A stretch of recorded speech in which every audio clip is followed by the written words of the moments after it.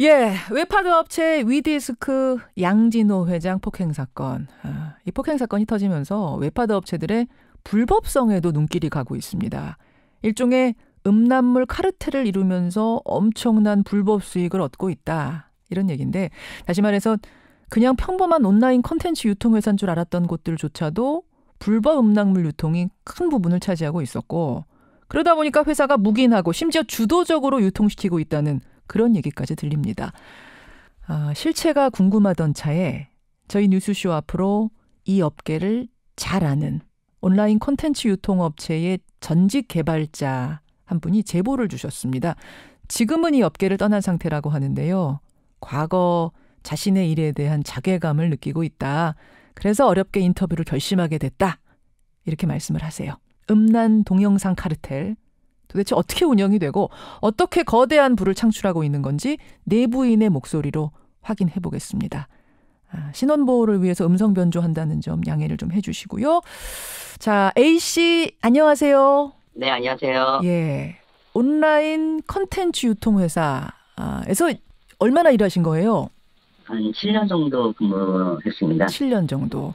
근데 여기서 일단 개념 정리를 좀 할 것이, 요즘 그 문제가 되고 있는 웹하드 업체란 게 자기 비밀번호 넣고 들어가서 자기 파일 창고에 파일 올리는 그런 웹하드 업체, 그러니까 뭐 예를 들어서 엘땡 뭐 유플러스의 웹하드 이런 업체하고는 다른 거죠? 네, 전혀 다르다고 보시면 되고요. P2P 사이트라고 생각하시면 가장 편하게 이해를 하실 수 있으실 겁니다. 예전에 소리 XX라고 생각하시면 될 거예요. 공개 게시판 형태로 회원들이 파일을 쭉 올리고, 영화, 드라마, 음악, 게임 파일을 쭉 올리고, 그중에 마음에 드는 걸 다른 회원들이 다운받고 또 올리고, 뭐 개인들끼리 그렇게 하는 그런 게시판인 거예요? 네, 그렇습니다. 그 업체에서는 게시판을 빌려주는 용도고요. 실제 업로드하는 사람들과 다운받으려고 하는 사람들끼리의 거래가 이루어지는 곳이죠. 그래요. 자, 그렇다면 단도직입적으로 이런 업체의 수익 몇 % 정도가 음란물을 비롯한 불법 동영상으로 올리는 수익이라고 파악하세요?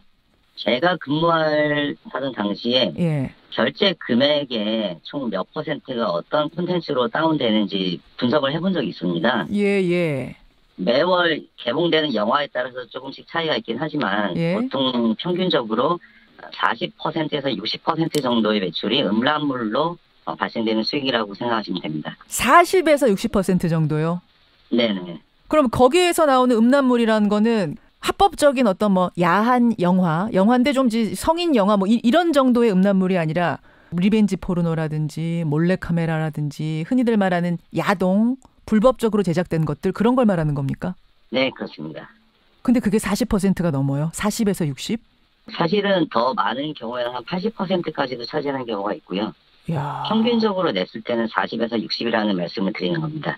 아니, 어떻게 그게 그렇게 많습니까? 어떻게 음란물이 전체 매출의 60, 심할 때는 80까지 차지해요?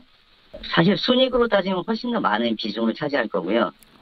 일반적으로 그 저작권료를 지불하는 콘텐츠 같은 경우에는 저작권사에게 로열티 형태로 지불을 해줘야 되는데 7대3 비율로 7을 가져가고 3을 웹하드 업체에서 먹거든요. 그걸 또 분배를 해야 되기 때문에 좀 수익 구조가 낮아지는데 음란물 같은 경우에는 저작권료를 지불할 업체가 전혀 존재하지 않습니다. 그렇죠. 불법적인 거니까. 그렇죠. 어둠의 동영상들은 저작권자라는 게 존재하지 않으니까 거기 출연한 사람들에게 돈을 줄 이유도 없는 거고, 그 회사가 있는 것도 아니고, 그러니까 고스란히 수익이 큰 덩어리로 떨어진다는 거군요. 네네. 보통 그 저작권을 가지고 있는 콘텐츠 같은 경우에는 동영상에 해시태그라는 필터 값이 적용이 되어 있습니다. 아무리 파일을 MP4 파일에서 AVI 파일로 변조를 한다 하더라도 그 값이 기록이 남아있을 수밖에 없어요. 근데 애초에 저작권이 존재하지 않는 일반 기타라든지 핸드폰, 뭐 캠코더로 촬영한 영상에는 그런 것이 있을 수가 없죠. 있을 수가 없죠. 그럼 기술적으로 뭘 심어놓지 않았죠. 저작권자가 누군지 같은 걸. 전혀 없습니다. 전혀 없죠. 그런 거고. 그리고 실제로 일반적인 영화라든지 드라마, 예능 프로그램 같은 경우보다 다운로드 되는 횟수가 압도적으로 많습니다. 클릭 수는 압도적으로 음란물에서 발생한다. 그렇죠. 예를 들어서 최신 영화 마블 영화가 개봉을 했는데 이게 하루에 만약에 한 50에서 70건 정도 다운로드가 된다고 한다면은 음란물은 거의 한 10,000에서 20,000건 정도 다운로드가 된다고 생각하시면 돼요. 그런 이제 불법 음란물 중에서도 경중이 있지 않습니까? 말하자면 리벤지 포르노처럼 그야말로 심각한 범죄 영상물도 있고 뭐 다양한 내용들이 있을 텐데 어떤 것들이 있어요? 몰래 카메라에 의해서 투철된 영상들도 있고요. 개인 PC나 핸드폰, 디카, 메모리 카드에서 유출된 영상들도 있고요. 그걸 그 당사자들은 전혀 모르고 찍힌 해킹된 영상, 도둑 촬영된 영상들이라는 거잖아요, 다. 네, 그렇습니다. 완전 범죄인 거잖아요. 범죄이죠. 그런 영상들을 자주 보셨어요? 90% 이상이 그 영상이라고 보시면 되고요. 나머지 10%의 영상은 일본에서 수입된 영상들이 또 차지하고 있습니다. 들으면 들을수록 다 놀라운 얘기들인데, 자, 그런 것들을 올리는 사람들은 누구인가? 쭉 나오는 거 보니까 헤비 업로더? 이렇게 불린다면서요? 네, 영상을 많이 올리고 또 많은 금액을 가져가는 사람들을 흔히들 헤비 업로더라고 하고요. 이 사람들은 전체 업로더들의 0.01% 정도만 존재하고 있고 그 사람들이 전체 업로더들에게 돌아가는 수익의 95% 이상을 가져가고 있습니다. 야, 0.01%인데 수익은 다 가져가요. 그 사람들이 24시간 1분 간격으로 계속 영상이 업로드가 되고 있어요. 1분 간격으로요? 길이가 10분에서 15분 되는 영상들이 지속적으로 업로드가 되고 있습니다. 진짜 꾼이네요. 업이네요. 업으로 하는 사람들. 예, 실제로 업으로 하시는 분들도 많이 있다고 들었습니다. 자, 업체들은, 그러니까 이 마켓을 제공하고 있는 웹하드 업체들은 그걸 알면서도 묵인하고 있다. 사실이에요? 묵인 정도가 아니라 떠넘기기를 한다고 보시면 될 것 같아요. 떠넘기기요? 보통 웹하드 업체들은 직원 수가 그렇게 많지가 않습니다. 한 개 사이트당 10명이면 굉장히 많은 사람들이 근무를 하는 건데요. 예. 어떤 수사나 그런 걸 받을 때 우리는 굉장히 영세한 업체이다. 그래서 그렇게 많은 회원들과 업로더들을 관리하기가 힘들다. 그런 식으로 논리를 풀어나가는 거죠. 예. 기껏해야 지금 3-4명이서 운영하는 회사에서 어떻게 그렇게 많은 콘텐츠를 모니터링을 할 것이며 우리가 연락을 하고 뭐 주고받고 할 수 있겠느냐. 예. 네, 그런 식으로 하는 거고요. 실제로 알려고 하면 얼마든지 알 수는 있습니다. 그 신상을 어떤 사람들이 이런 불법적인 거 올리는지 알려고 하면 얼마든지 알 수 있는데 덮고 간다. 네. 근데 양진호 회장 같은 경우 이제 위디스크는 큰 회사기 때문에 필터링 업체까지 두면서 필터를 하는 듯한 그러니까 그런 것들을 걸러내는 듯한 신용은 했더라고요. 신용은 굉장히 훌륭했죠. 근데 알고 보니까 그 회사도 자기 회사였다면서요. 아마 801호, 802호 바로 옆 사무실에 쓰고 있는 걸로 제가 알고 있어요. 그래요. 신용만 훌륭하게 한 것. 그러면 사이버 수사대가 있잖아요. 경찰이 있잖아요. 그런 데서는 아무것도 안 합니까? 그냥 둡니까?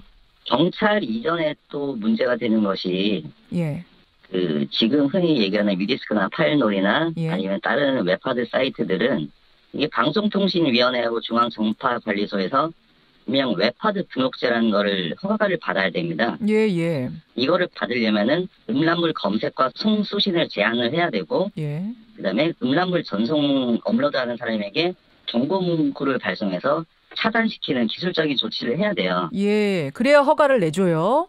이래야 웹하드 등록제에 따라서 부가통신 사업자를 발급받을 수가 있는데요. 보통 일반적인 웹하드 사이트들은 우리는 뮤레카에서 진행하는 일명 미소라는 프로그램을 적용해서 자체적으로 차단하고 있다라고 서류를 제출하면 무조건 다 통과가 되고 있습니다. 그 뮤레카 지금 말씀하신 필터링 업체가 양진호 회장 걸로 알려진 그건 거잖아요. 바로 옆 사무실을 쓰고 있다는 그 업체인 거죠. 예, 그런 식으로 하면 다 통과는 됐어요. 지금까지 허가가 난 거예요. 거의 대부분은 다 통과가 됐죠. 지금 아마 130에서 140개 정도 되는 사이트들이 모두 다 통과가 됐으니까요. 사이버 수사대 이런 곳은 이런 거 업으로 하는 데 아닙니까? 여기서도 몰라요? 이렇게 음란물들이 이런 식으로 유통되고 있다는 거? 사실 알기는 알 겁니다. 모를 수가 없죠. 왜냐하면 경찰에서 이미 체증으로 스크린샷을 찍어서 저희한테 주는 경우도 많고 아까 말씀하신 내용 중에 이제 리벤지 포르노 같은 경우에 게시판을 통해서 게시물 삭제 요청이 들어오기도 해요. 이거는 사이버 경찰 수사대를 통해서 들어오는 거거든요. 그때 피해자 신상과 그다음에 해당 영상물의 스크린샷이 찍혀서 올라오고 있습니다. 그러면 흔히 얘기하는 포르노가 이 사이트에서 판매가 되고 있네, 거래가 되고 있네. 그러면은 이거는 불법이 아닌가라고 한번 의심을 해볼 수도 있거든요. 그렇죠. 근데 그런 의심이 거의 없었고요. 그리고 어떻게 그런 의심이 거의 없었는가? 저는 그게 궁금한 거예요. 이 부분에 대해서 뭔가 좀 짚히는 부분이 있으십니까? 사실 뭐 언급하기가 굉장히 조심스럽긴 합니다만 보통 웹하드들이 바지 사장을 두고 운영되는 경우가 있어요. 아, 실투 유주는 따로 있고 바지 사장 따로 있고. 네네. 예. 아는 친구의 동생이라든지 뭐 어떤 그런 식으로 지인들을 심어놓죠. 그리고 뭐 매월 이제 회의를 진행하면서 노하우를 전달해준다고 하면서 매출 보고를 받고, 그러면서 다음 달에는 혹은 다다음 달에는 음란물에 관한 수사가 있을 예정이니, 특히나 그 당시에 아동청소년 보호법이라고 일명 아청법이라고 미성년자의 음란물은 무조건 차단해라라는 지시가 내려온 적이 있어요. 그때는 제가 일하고 있던 회사의 사장이 어딘가에서 회의를 하고 다녀와서 직원들에게 지시를 내렸죠. 지금부터 모든 그 내용을 다 삭제를 해라. 미리 다 정보를 듣고 와서? 어디서 들었는지는 저도 잘 모르겠습니다만 주로 그 음란물을 올리는 해외 업로더들의 아이디를 삭제하고 탈퇴시키는 거죠. 이런 그 불법 사이트 단속이라는 건 불법적인 성매매 업소 단속할 때 불시에 가야지 효과가 있듯이 이것도 불시에 단속을 하는 걸 텐데, 불시에 수색하는 걸 텐데 미리 어딘가에서부터 이 비밀 정보가 흘러 들어갔다는 얘기네요. 그렇죠. 그 당시에 DCNA라는 사단법인이 있었어요. 예, 뭡니까 그게? 온라인 그 웹하드 업체들을 개변해주는 그런 사단법인으로 알고 있는데요.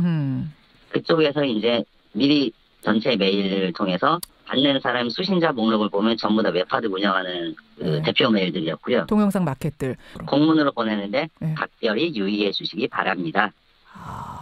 언제 뭐 단속이 있을 거다 이렇게까지는 아니고 뭘 각별히 유의하라고요? 뭘? 그게 이제 알아서 새겨 들으란 얘기죠. 아는 사람들은 아니에요.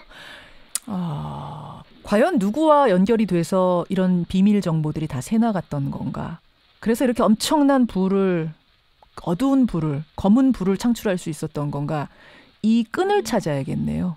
뭐 흘러 들은 얘기이긴 하지만 보통 이제 서초 쪽으로 점심 미팅을 다녀오겠다. 업체 대표가? 예. 미팅을 다녀오고 나서는 뭔가 좀 분주하게 움직이는 모습들이 있긴 있었죠. 서초면은 이제 뭐 검찰도 있고 법원도 있고 하는 법조계가 모여 있는 곳이잖아요. 법조계가 모여 있는 곳이죠. 서초로 갔다 오고 나면 정보들이 막 새 나왔어요. 보통 그랬던 걸로 기억하고 있습니다. 이거는 뭐 어디까지나 추정이기 때문에 추정입니다. 뭐 추정이긴 하지만 어떻게 이런 고급 비밀 정보들이 계속 흘러나왔던가, 수년 동안 계속 유지돼 왔던 건가? 이건 뭔가 끈이 다 있었던 게 아닌가? 어떤 권력자와 유착이 있었던 건 아닌가? 충분히 합리적으로 의심을 할 수 있는 부분인 것 같습니다. 수사를 통해서 밝혀내야 될 부분인 것 같고요.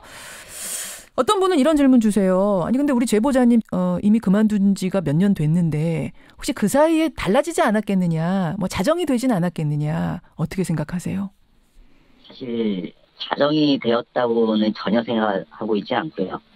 왜냐하면 이 온라인 콘텐츠 판매만큼 수익 구조가 괜찮은 게 없습니다. 딱히 돈 드는 게 없어요. 수익률이 68%에 이르렀다면서요, 이 업체들.